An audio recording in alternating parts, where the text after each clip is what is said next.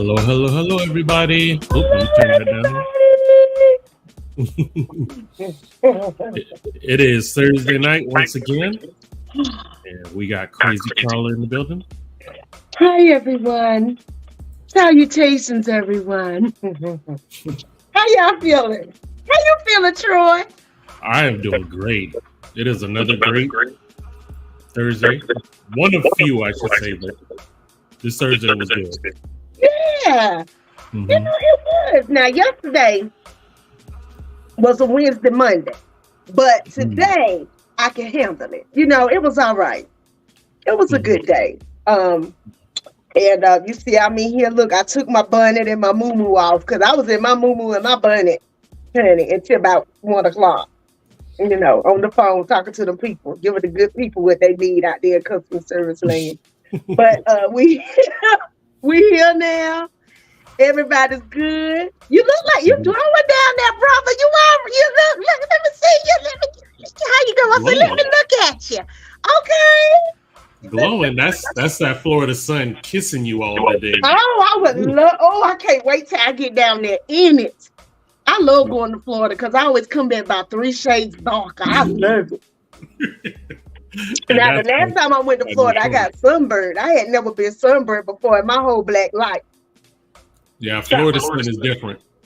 I didn't know what to do with that. Now, I done been in the Caribbean sun and everything, but that Florida sun in Jacksonville was like, it's your time. It's your time. And so I got burned. I didn't know what was going on. I was in the shower. My arm was burning. My back. I said, what's going on? And Javetta Neal said, Carla, you got sunburn. I said, I didn't even know what that meant. Got sunburn. Yeah, it don't feel good at all. At all. Oh, God, it's terrible. I feel terrible for anybody got to go through that. So, well, I'm just so happy to be here. I can't wait. I'm so excited about the night's guest. Every time somebody come on here, I'm excited. First of all, let me just that is true. That is true. You know that. I'm just excited every week when somebody come on here from the beginning to the end. But this lady right here, she gonna help you today. She gonna help you. So I'm very excited. So before we get into her, we're gonna do the sponsor. Yes, indeed. Let's pay some bills. That Swedish line. There she is. Micaiah Mitchell, Trinidad's finest, Boston's best. You understand? She keep my hair looking so healthy and divine. That's her. And you should go to her too. You should go to her and let her put her hands on your head and get you straight out, So she keeps me good. She keep my hair healthy. She got my edges all the way down. See how my hairline come all the way down like that? And it's because she do healthy hair.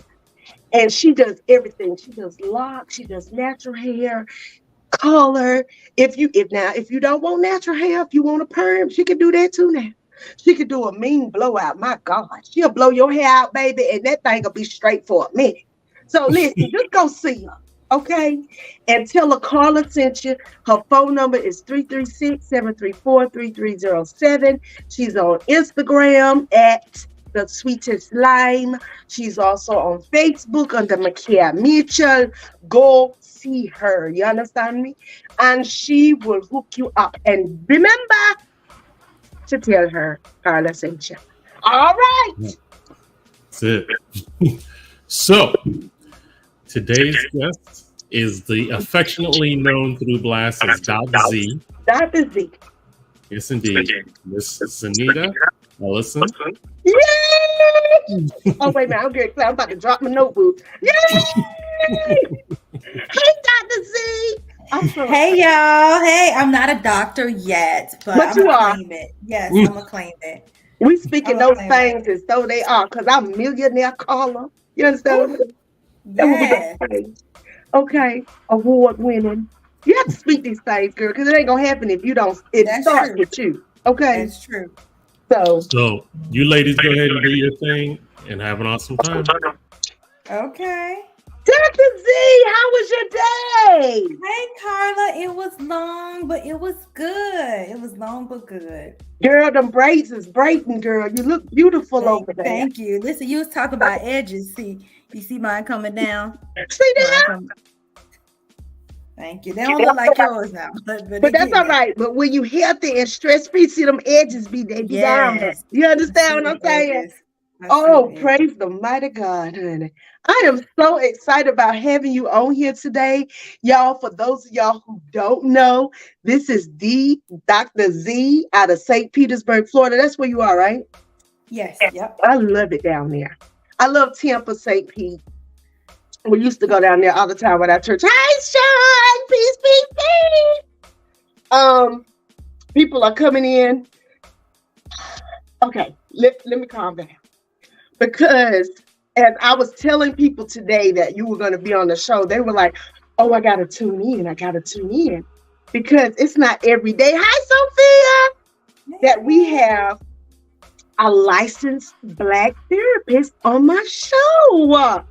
Yeah. A sister lady, woman, lady friend who cares about our minds and our whole total body experience, right? Because we all know it's tied in together. And right. I love watching your show. I learn something every time I watch it. Your show this past week, if y'all get a chance, go back and watch her show. She's going to tell you how to watch it on here, I promise. She did a show and she had a lady on there. It started out with womb care. And then she started talking about doulas and child. And, you know, I told my story about the twins. And yeah, it's just so many things that we as women go through, period, all colors, but especially Black women. Right. And I'm so glad that we are in this age of, I'm going to see my therapist. That's right, Carla. Yep. It is no longer taboo, right? And you can just say it.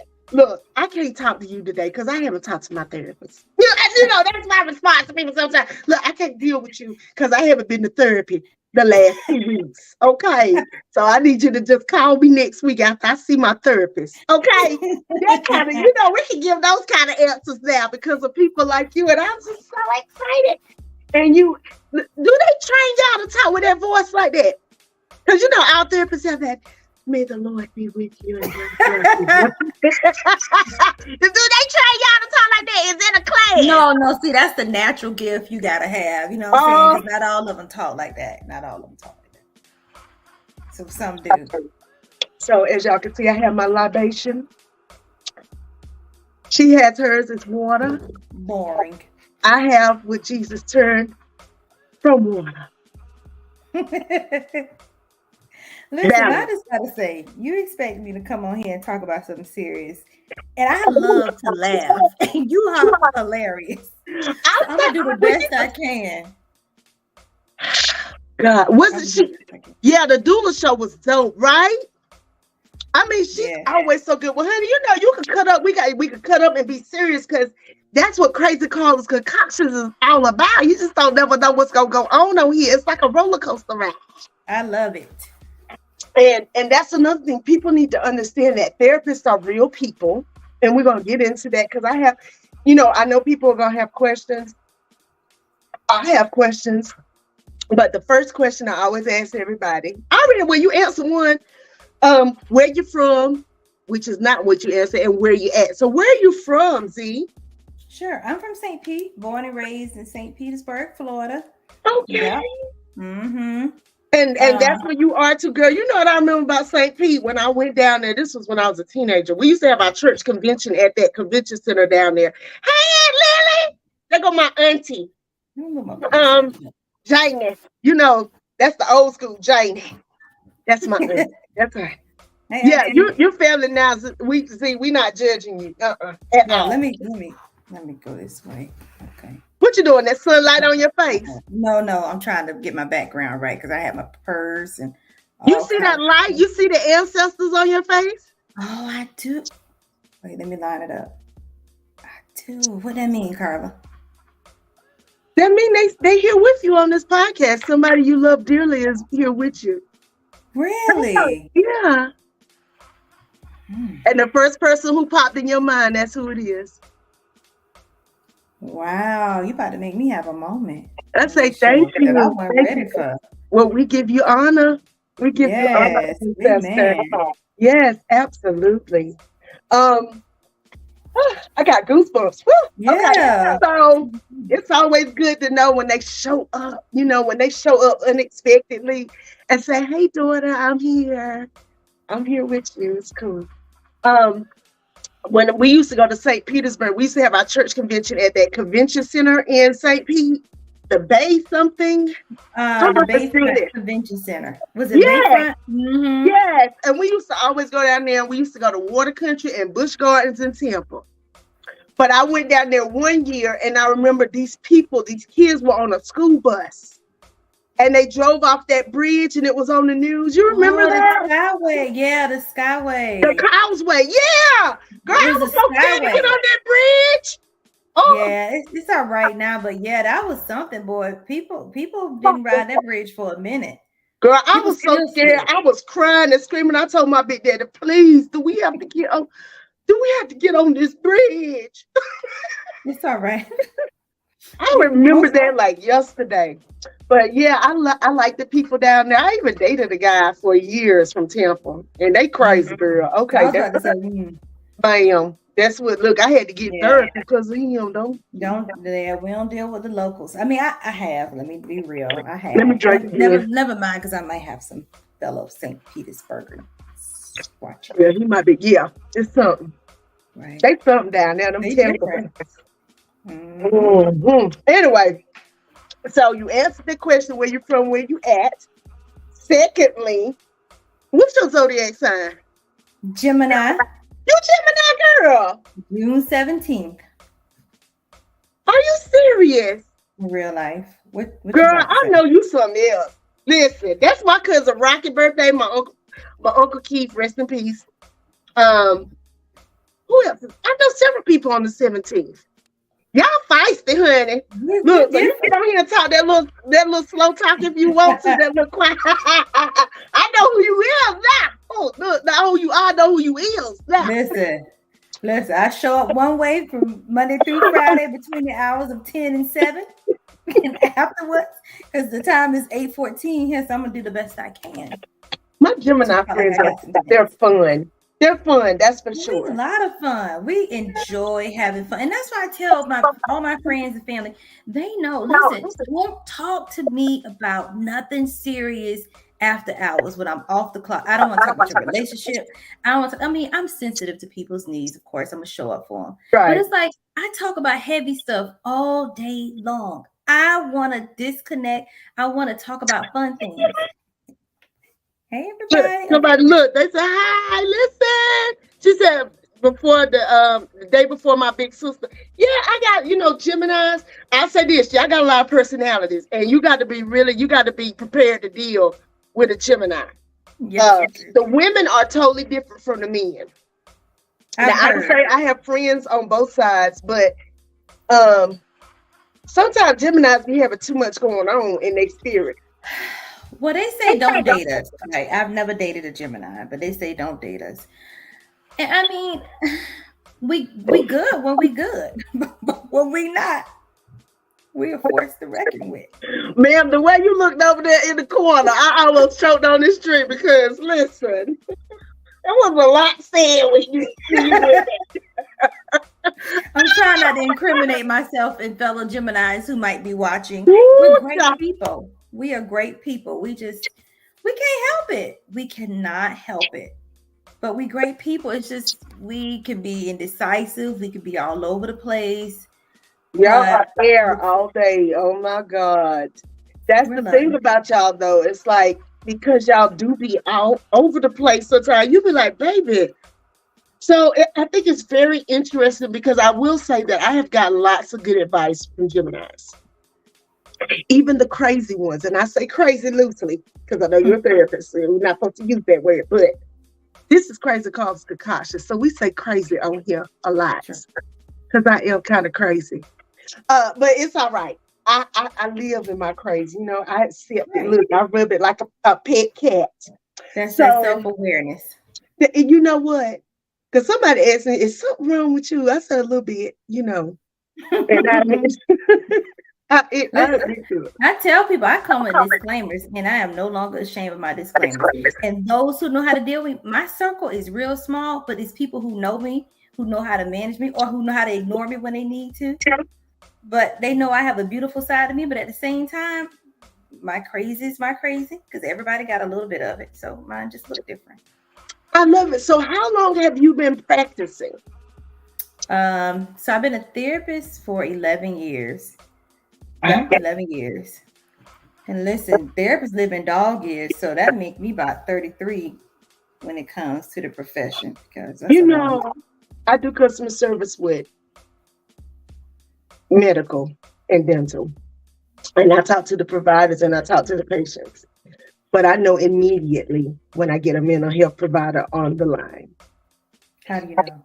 Because y'all, not all the time, but it's like all them spirits y'all deal with be popping out for y'all. And it just be a mess. I be like, baby, do you need counseling?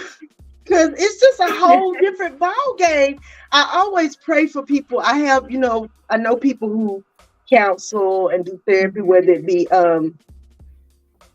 different ways. Like I have a cousin, he does what Joe do? He's a Christian counselor, but my cousin, I think he does like youth and teens, like that tricky age, middle school, the things. And child, I don't see how, because I remember being in middle school.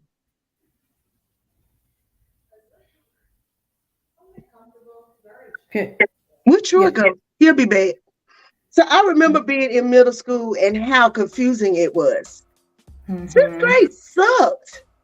Like all the changes that can happen in middle school, like 6th, 7th, and 8th grade was no fun. I had a jerry curl, I had nappy hair, I was skinny, I was low-legged, girl, my teeth were straightening out. It was a mess. Yeah, middle schools, they're crazy. So my organization, we specialize in serving youth. So we start at age 8 to 18. And our middle school is the stuff they deal with. I mean, from bullying to peer pressure, because they don't know who they are. So they're still trying to figure out an identity. So a lot of the suicide rate is pretty high between that age group. But yeah, middle school, they're crazy. Yeah. Bless. And they hormones, like they going and the parents. Yeah, bless them. But I mean, sometimes it don't be the kids, it be the parents. That's what I'm really learning now about when it comes to therapy.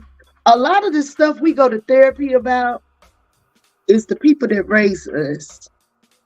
Yeah. And how we was raised. And not to say my mama was a great mama, but my mama was raised a certain way.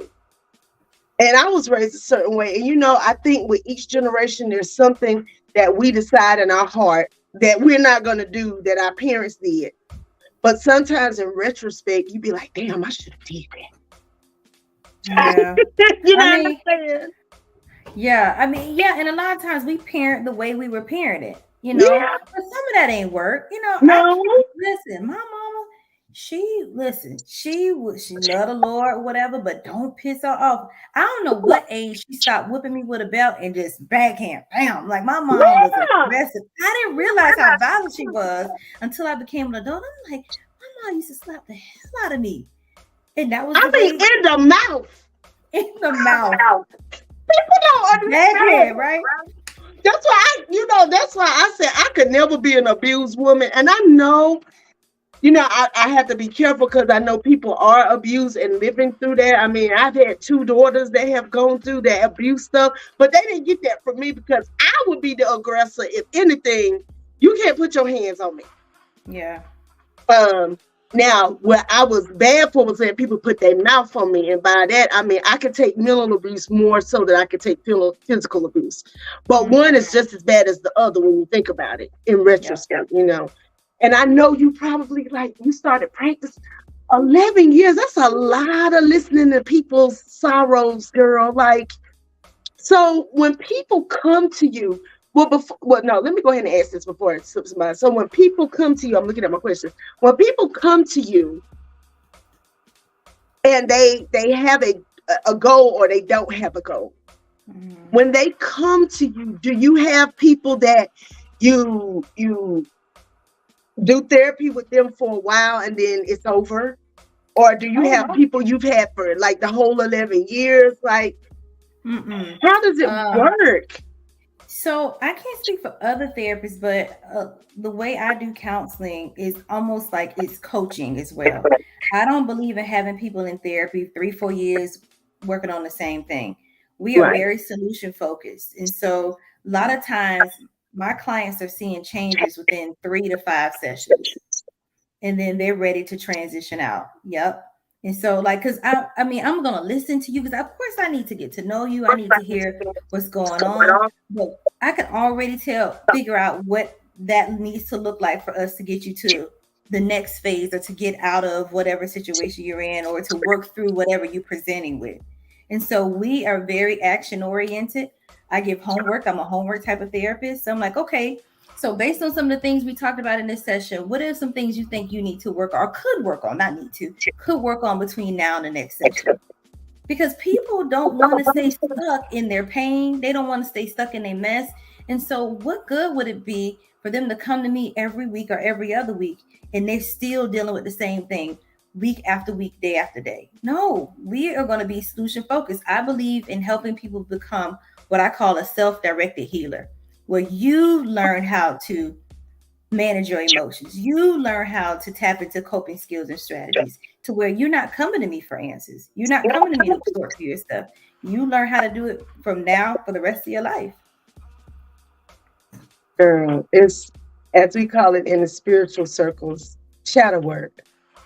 And that shadow work is hard sometimes. I mean, I'm a Christian, but I am very much, I tell people all the time, I'm very much a connoisseur of all things Mother Africa now, because it helped me to heal myself. When I started realizing that I could go out and literally sit right here in this chair and close my eyes and talk to my grandma, even though she's not here anymore, or my granddaddy or my dad, or even ancestors I don't even know, and know that these people went before me so that I could be right here where I am today. And so that I don't have to do things the way people did. Like my grandma, my dad's mom is 91 years old. 91. Wow. And the older she gets, the more stuff she tells me. And sometimes I'll be like, and I made up in my mind one day when she told me a story about my grandfather, my dad's dad, beating her so bad that she lost a baby. Wow. That I was like, I will never. See, that's what I'm saying. When you talk to older people, that's a form of therapy if you listen to them. I was like, yep, I don't want that. Yeah. When I was younger, I used to love to be around older people. Like we would go and volunteer at nursing homes and just sit there and talk to them. I mean, first of all, they were so funny. They was funny as heck. But just the wisdom and the knowledge and just their energy. I loved being around older people. And I'm gonna be honest, Carla. So I'm a Christian, raised, Baptist, but I was never really taught much about ancestry and, tapping into that and connecting with your ancestors. That was almost taboo the way I was raised. You know what I'm saying? And so when I get a client who talks about that, I encourage it. That's your form of spirituality. That's how you connect with healing. So we figure out how can we incorporate that into your process. How can that be a way to help you walk through your journey? But I honestly wish that I knew more about that, because like even that comment you made about the light in my head and the ancestors with me, the first person I thought about was my grandma. And our birthdays, right? Her birthday is the day before mine, and she's no longer here. But what I'm saying. So yeah, that's something I do want to get more into. And I pull from both, but see, I grew up in a predominantly white cult. And the first time I went to Baptist church, I was like, I know you lied. I know you lied. The way these people run around this church, what is this about? Girl, I was so transfixed. I was like, what? Girl, we was at my friend mama's house and we used to get drunk on the weekend. And her mama said, in this house, we go to church on Sunday. I don't care if y'all hungover, get out. Girl, we have to get up, girl. We going to church. Well, girl, And I used to be in there just hung over. Girl, and that choir started singing. Girl, I started paying attention. Then it got so I started going by myself. You know what I'm saying? Mm-hmm. So that's how, God started working on me. And I got baptized when I had my 27-year-old. And, it just went from there. And so me and God have always been close. We just haven't had the most, what do I call it? Traditional relationship. Okay. God deals with me differently from how he deals with other people, I think. But there's all kinds of stories out there. So who knows? Everybody has their own story about it. And the mental health, I do believe sometimes that the church also has contributed to bad mental health for Black people, as well as good mental health. It just depends. Absolutely. To go back to what you said as far as your relationship with God and mental health, I want to say, so I told you I'm a Christian. So my spiritual gift is intercessory prayer, right? So with that, there's a prophetic connection to that. Right. My screen keep going black. But so when I was younger, like the Lord would drop stuff in my spirit, and I used to be like, why? Like it was never odd, but it was.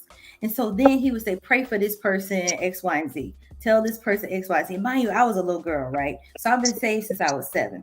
So it was weird, but it was. And I had this weird courage when it came to my faith and my prophetic gift. So fast forward now to me as a therapist, a client will come in my office and it's like, I already know what they're dealing with and I already see them heal. And so I had to slow myself down. When I first went in and became a therapist, I was downloading like their process too fast and they weren't ready. And so I said, Zanita, just because you see them heal and you know how to get them there, you still got to go their pace. It's still their process. And so my faith and my gifting as a clinician came together. And that's how I say people normally are doing well between 3 to 6 sessions. And they're ready to discharge or they're ready to go to less sessions. And so it's a spooky thing, you know what I'm saying? Some people may think it's weird, but as a believer and me understanding how that works, it's like my spiritual gifts is what helps me in my profession as a clinician. Oh my goodness. Yeah. Because I fully say, for the longest time, I started out doing club comedy, but for like 10 years, I did nothing but clean comedy. Nothing but clean comedy. No cussing, no nothing. Okay. And it was because I was walking in my gift of being as God called, an encourager, as you know, one of the spiritual gifts, encouragement. I've had that ever since I was a little kid. I could just touch you, and make you feel better. I have the gift of massage, which is an encouragement to people. You can work people's sorrows right out of their skin with a massage. And I'm not licensed, but I've been doing it since I was a teenager. Wow. And making people laugh. That's encouragement. Yeah. I was a Sunday school teacher for almost 20 years. Wow, Carla. And I dealt with children. Children are my ministry. I like young people. I don't like, I like them young because they keep it real with you. Look, we already halfway. Dang, already. Girl, see how it is when you be talking about stuff you want to be talking about. But, oh my God, I'm so excited. So before we go to the Artist of the Week, when we come back, did you have any clips or anything you wanted to show during the show, or no? We're just gonna keep talking. Okay. So listen, the Veep has told us that we need to go to the Artist of the Week, so we're gonna do that so we can come back and finish talking. Yes, ma'am. Alrighty. Good show, ladies. Great job. This is one of my favorite. This is my boy Elijah Rosario. Yeah. This is Movie Star.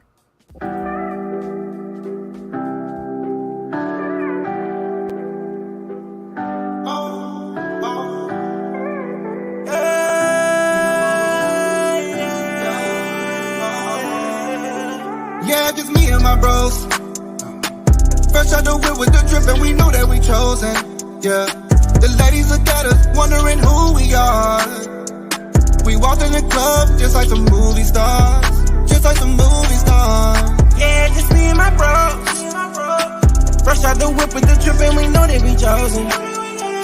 The ladies look at us wondering who we are. We just walked in the club just like some movie stars. Just like some movie stars. Got the all white with the seppies, got the champagne, yes, feel a little rich. Walk through the club, they respect me, baby don't test me, taking you home after this. Run through the town, turn it up with my bros. We ain't worried about a thing, cause we got money to blow. Let's go. Pour up the shots, now we litty, bros on the scene, yeah, we in the city. Cameraman catch it, baby come near me. She pulled up a shot, took a shot off a set, then I'm gorgeous. Told me my skin is so flawless, told me to smile for the big ego enormous. Run through the town, living lawless, know that I always been late. Yeah, just me and my bros. Fresh out the whip with the drip and we know that we chosen. Yeah, the ladies look at us wondering who we are. We just walked in the club just like some movie stars. Just like some movie stars. Life is good, paper straight. Take a shot, let's celebrate. Can't complain, bills is paid. Brothers on that paper tray. Off that we levitate. Boss and now we regulate. Got a new stock, got a different demeanor. Just leveled up in our salary cleaner. Yeah, just me and my bros. Fresh out the whip with the drip and we know that we chosen. The ladies look at us wondering who we are. We walked in the club just like some movie stars. Just like some movie stars. Yeah, just me and my bros. Fresh out the whip with the drip and we know that we chosen. Yeah, the ladies look at us wondering who we are. We walked in the club just like some movie stars. Just like some movie stars.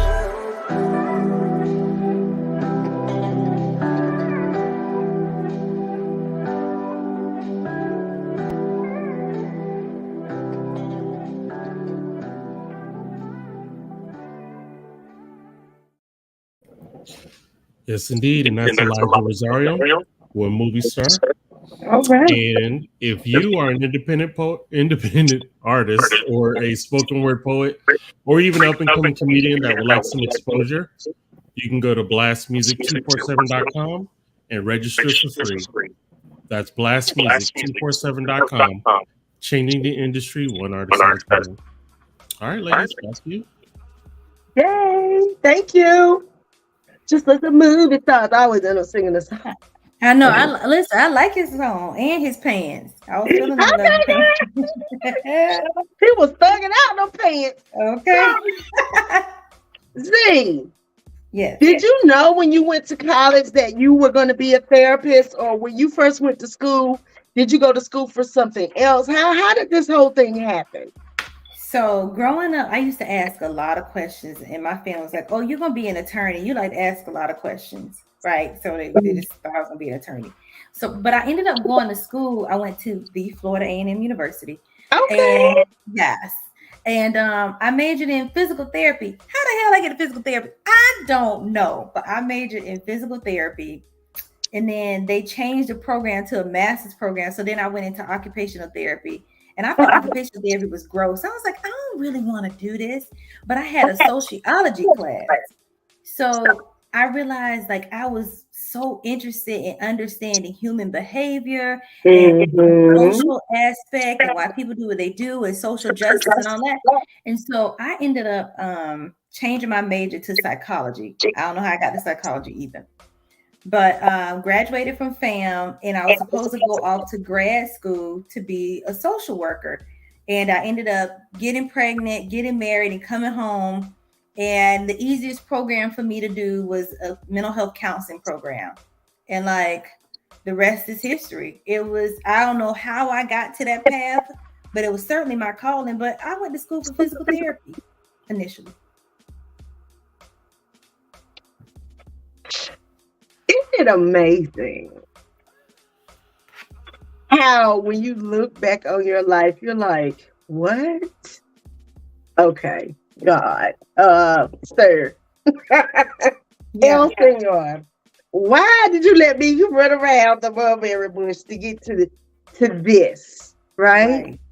Like me, I'm getting ready to be 50 next month, and I'm just getting ready to go back to school. Like, and sometimes I feel like, should I be going back to school at 50?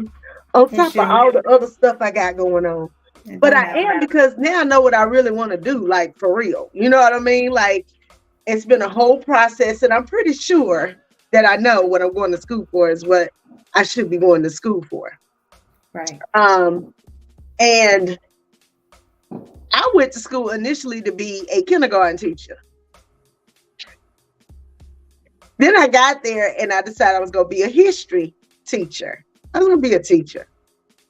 And then I went in the radio station one day. I just happened to be in there with somebody else. And I was like, oh, yeah, I want to do that. So I became a radio broadcasting major because at the time, I was a party animal. I was always at the parties. I used to think I was a rapper back then. Girl, all the things. And I said, oh, this will go good with my life. But then, guess what?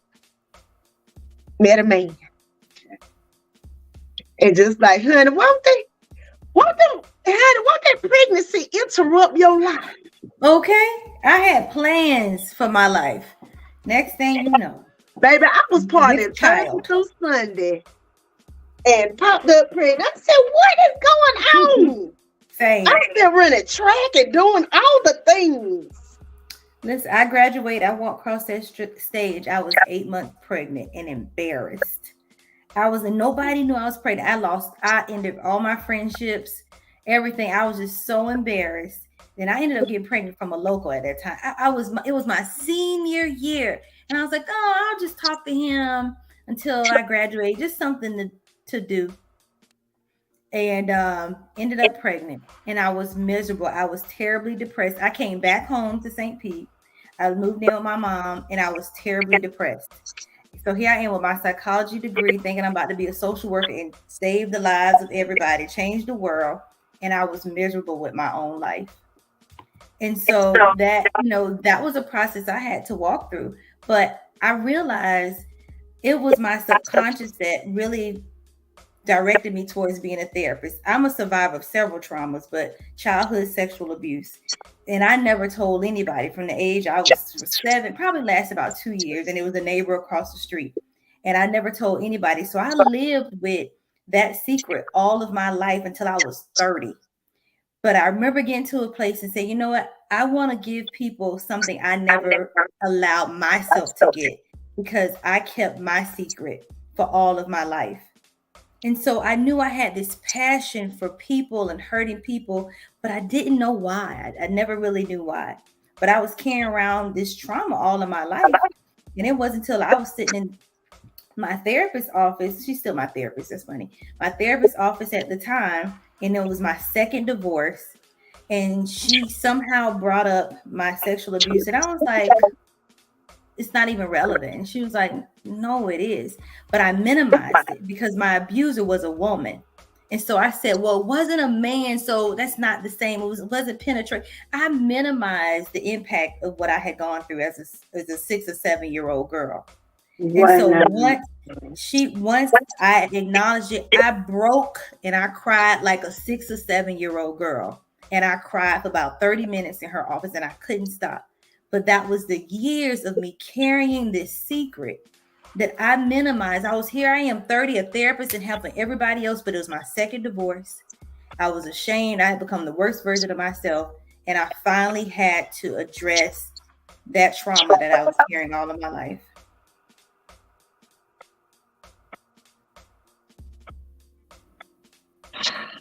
Wow. So are you an empath? I am. Isn't it terrible? But isn't it great? But isn't it terrible? It's a blessing and a cursing all at the same time. I didn't know until I was an adult that I was an empath. I just knew that I would be around people and feel like crying or get agitated, or I could be sitting and I start feeling away and I'd be like, but I'm cool. What's wrong? Why am I feeling like this? Yeah. Or I cry over everything, and I'm still like that now. But it's not because I'm sad. I just cry. It's a release for me, right? So if I'm happy, I cry. If I'm mad, I cry. If I'm frustrated, I cry. And when I started going to therapy, she told me that back in the day, they called it borderline personality. I was like, so I'm crazy? And she was like, no. She was like, there's all kinds of spectrum. She was like, but you're a person who, because you're so emotional, she said, you know, we used to call it borderline. And she says, now we call it level 1 bipolar and all this. And I was like, oh my God, I gotta get some. And the woman that told me I'm crazy. And then I had that girl, I just didn't go back for a little while because I was like, this woman that told me I'm crazy. I can't go back in. Now, this was, I started going to therapy when I got separated from my ex-husband, who I was with for 17 years. Wow. I was with the same man for 17 years. So even though us breaking up was necessary, when it happened, and even though it was my idea, when it happened, I felt like, what? Like, I'm a failure. Like, now I'm a single mom. I mean, I literally had people say, wasn't it something you could do to save your marriage? Like, and I wanted to say, I did everything. But it really wasn't people's business. And it just made me feel some kind of way. So I had to talk to somebody who didn't know me. Yeah. And that's how my therapy journey began, because I felt like I couldn't talk to the people at the church. I didn't feel like I could really talk to my mama. I didn't feel like, you know, even my, you know, at that time, my grandma was gone. It just, and I just didn't know where to turn. And I was watching something and they said therapy. And I said, do I need to go to a therapist? Right. Yeah. And that's what I tell my clients. Like, you may have very supportive people in your circle, right? But they're too invested into your wellness, meaning they can't stand to see you sad. Can't stand to see you grieving. So they want you to hurry up and get over it. There's this sense of feeling like, you know, this of guilt and shame, like, oh, I should be over this by now. And so they may mean well, but they're too invested in you being okay. As a therapist, we're invested in you being okay, but we're not trying to rush your process. We're not here to give you advice. We're here to hear what's going on. We're here to help you make connections, help you work through your stuff. And so I tell people, yeah, I'm glad that you would get advice from certain people, but we're trained to find the root of the problem. They just helping you deal with your situation, but we help you find the root of the problem. So does your upbringing conflict with your therapy sometimes? Like, do you find yourself at odds with, now I know good and doggone well, you know, especially when you're dealing with these youth for today, you know, we're teaching the timeouts and talk to them and write stuff in a book and do a journal. When, like you said before, we know our mamas was not going to be doing all that talking. She tell you something one time, bam, you get knocked in the mouth. Right. Or you getting a chocolate thrown at you or something crazy, you know? And I was like, to me, one thing I said, I would never hit my kids with a fly swatter. I thought that was the grossest thing. No, that sounds crazy. But girl, I was like, I would never beat my kids with a fly swatter. I thought that was the nastiest thing you could do to anybody on the earth. How the hell you gonna kill a fly with it and then hit me with it? That is crazy. Listen, my mom was so crazy. She was a teacher and a speech pathologist, so she would get these rulers and she would tape like 3 or 4 rulers together and then write the ABCs on them. I don't know what she thought that was doing. So we got whooped with the ABCs. Okay, I hated my ABCs. It was the stupidest, dumbest punishment. But to your point, no, now I wish my mom had the resources that we're giving parents and moms now. You know what I'm saying? My mom was married 15 years with her. My dad got divorced. He left her. My mom was severely depressed. And so I dealt with a stressed, depressed woman who loved the Lord. She'd be in church 7 days a week. When she come home, she was not, she wasn't present. She was too caught up in her emotions. And so I now realize that I couldn't be angry at her because I was angry for a minute. I couldn't be angry at her because she projected her pain. She did the best she could. And so now we give parents the tools to like, hey, listen, what you're doing is almost going to be counterproductive. Now you're ruining your relationship with your child. I know you want respect, but can we show you a different way to get it? How can we mend the relationship with your child? Because these kids, let me tell you something, these kids, a lot of them are uncontrollable. You can try and whoop them to death. You can't beat it out of them. you can't a lot of times seem like pray it out of them. It's a different generation, and they will either fall apart or they will bow up at you, as if they on your level. So all that spanking and hitting with fly squatters and rulers and whatever. Foolishness. That's what I call it. But now sometimes and I tell people, you just call social service. Because I'm old school and I ain't gonna do too much talking. Now, when I tell you to get your ass up and go over there and do what the hell I said to do, you better move fast. Because I'm gonna say it one time, or I start shaking the tree. You understand? Because and now that the older I get, my kids be like, "Who are you?" Because my granddaughter get away with everything. Yeah. See, y'all grandparents, y'all ain't right. Y'all ain't right, because I look at my mom like, man, I would have got the wind knocked out of me if I would have said that. Like, she's so patient with my kids, and she ain't had that patience with me. But don't get it twisted. I'm glad the Lord gave me kids who listen, because Roz, that's my mom name. Like, she in me. And I tell my kids, listen, I'm really trying not to handle you the way Roz handled me. But you getting real close. And that therapy stuff. Yeah, I be telling people, Linda Gale, baby, she come in here beat every damn thing to shatter your imagination and you better get it together. My cousin used to be like, oh, please don't let Ed Gale come here and start, girl, because my mama will beat everybody. That's my mama. If you in the way, you get hit. And she's so quiet. My mom's quiet, but she a Taurus. And when you activate a Taurus, baby, you have activated the devil. You just let them alone. Just do what they say. Because they really do turn into a bull. Because my mama ain't with all that talking. And girl, she'll look down them glasses at you and make your whole blood freeze in your body. Because you knew, listen, this is not the one to fool with. And so I try not to be like that with my kids, but to hear them tell it, I was crazy.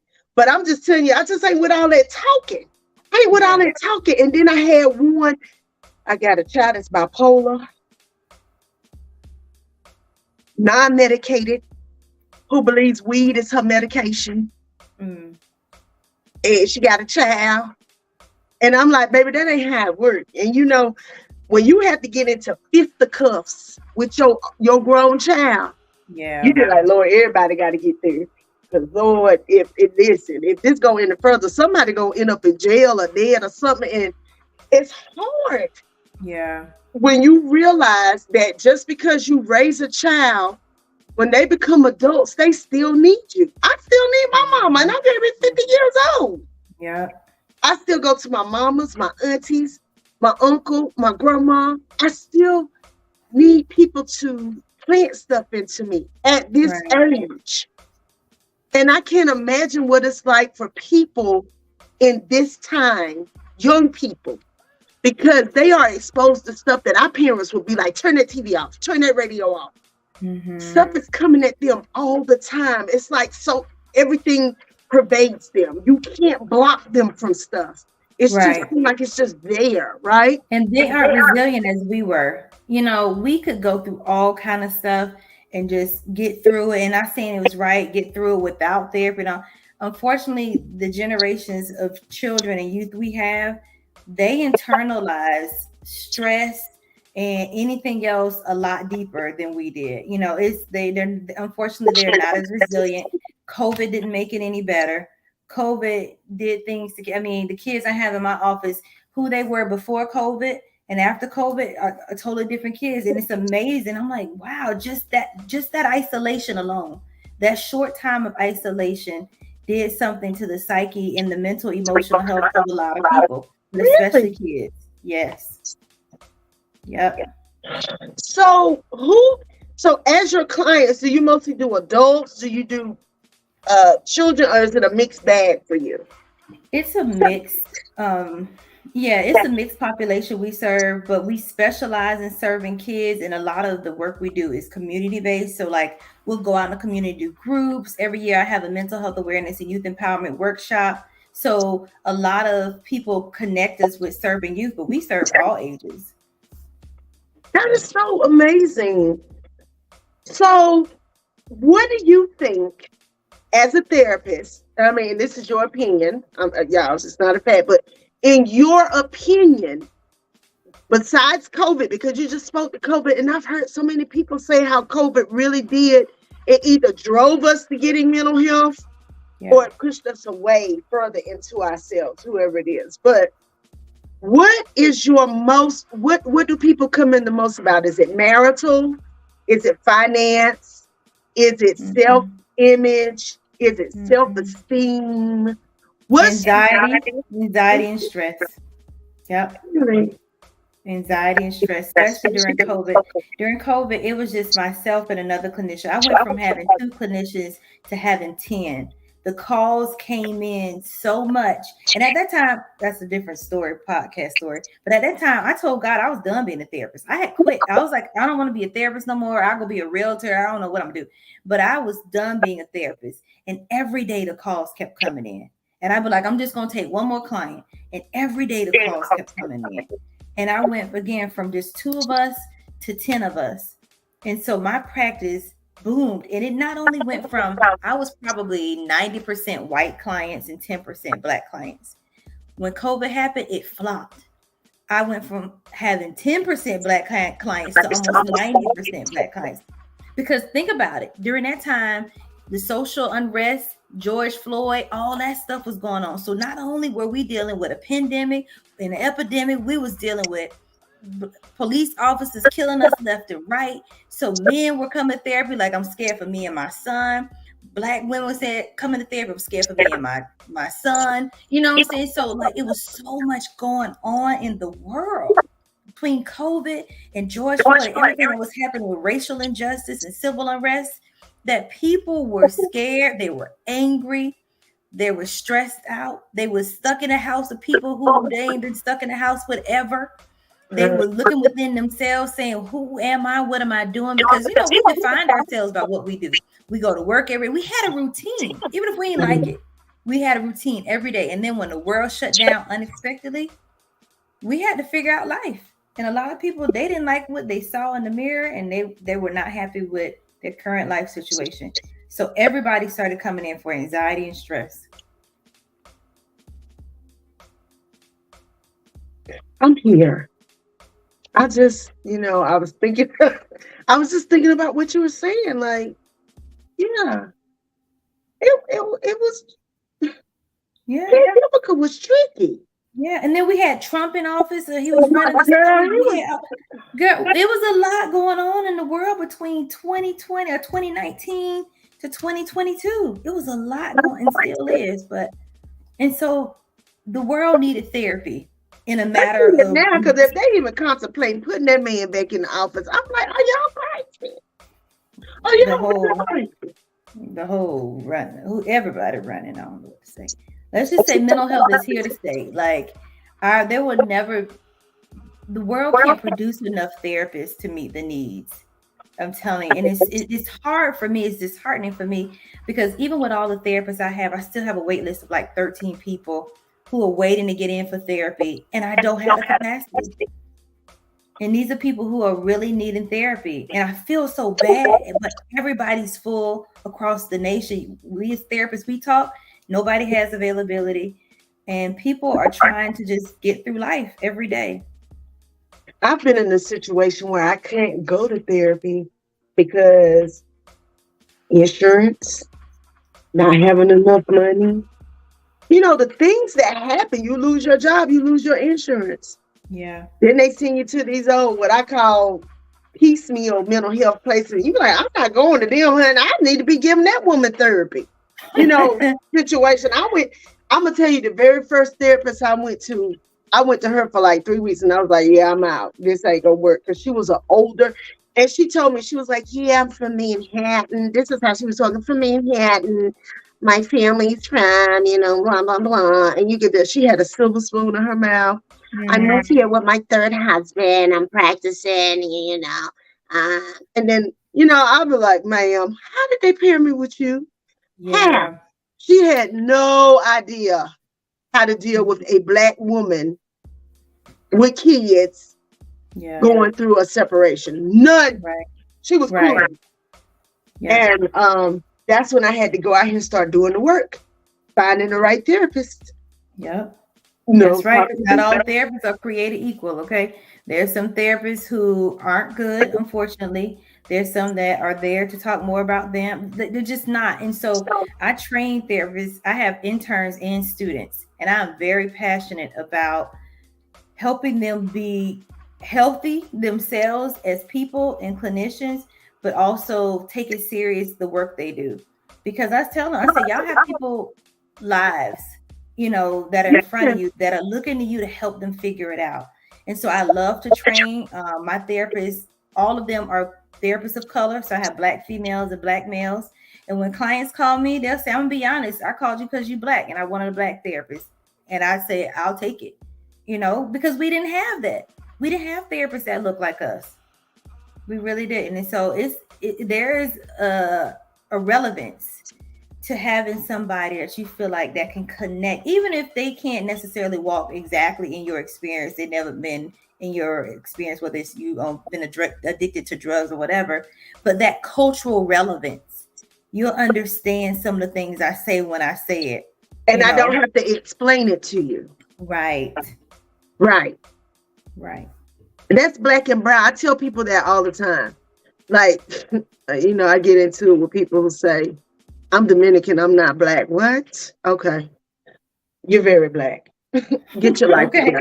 Right. We are very similar. Let's put our meals together and see how much our food look alike. Let's talk about our mama experiences. Okay. No, I mean, seriously. And I have one more question, two more questions, actually. We're going to run over like 5 minutes. So I wanted to ask you this because I put it on my list and I want to make sure I ask you this. So as a therapist, have you ever had a patient commit suicide, and how did you deal with that? Somebody that you gave therapy to, did you just find out they were like, I'm out of here? And like, how did that impact you? Because I had a close friend who, one of her patients killed himself, and it was hard for her because she was like, I thought he was getting better. Yeah. So how does that work? How does that work for you? Have you ever had that situation? By the grace of God, no, I have not. I have not lost a client to suicide. I've had some that come close and almost, I use this very loosely, talk them off the ledge, but I've never, I have not. But I think the way I understand suicide now, with my own personal journey and walking through suicide myself, being in a place to where I had those thoughts. When people are ready to leave, there's nothing you can do about it. Absolutely. When they are truly, because you won't even know when they're at peace with their decision about taking their own life. And unfortunately, some of them have to get to that place. Now, they don't mean they're in peace with their life, but they may be at peace with their decision. Right. They can still show up and laugh and talk and go and do what they carry out their plan, unfortunately. And so, I never really judge people when they have loved ones, or when people get to that point to where they attempt to commit suicide, even if they're not successful, because life was just that hard for them. In that moment, they felt like life was not worth showing up again. Yeah. That's just hard for me. And I know it has to be hard for the person that's helping and the person that's going through it. Now, Sophia has a question. She said, Miss Z, have you ever had clients that you knew right away you couldn't help, or there was no connection? I will say yes. I knew there were some that maybe I knew it was going to be difficult for me to work with, based on just where they were. Like they were sitting on my couch, but they weren't ready for change. They weren't invested. And so I just kind of went through the motions with them. But I'm gonna call you out professionally type of therapist. So I'm gonna say, I noticed, I play dumb a lot. I noticed that you seem to come and talk about the same thing every week, and we go over strategies, and you turn them all down. Are you really ready to work through this? So I just kind of confront them. I do a healthy confrontation. As far as clients there's some who come that I've had some that were severely psychotic. You can't therapize that. You know, if they believe that they're aliens that's in their backyard, you kind of have to just go along with their belief system. The goal is just to keep them stabilized to where they're able to take care of themselves on a daily basis and not do anything to harm themselves or anybody else. So there's some clients to where I cannot help them be sane, but I can help them live a life as best as they can. Got that. Yeah. Got it. Wow. So before we go, last question. Okay. And we're out of here. I thank you. Yeah. But I feel like this was very productive. Thank you for hanging in there with me. Fast.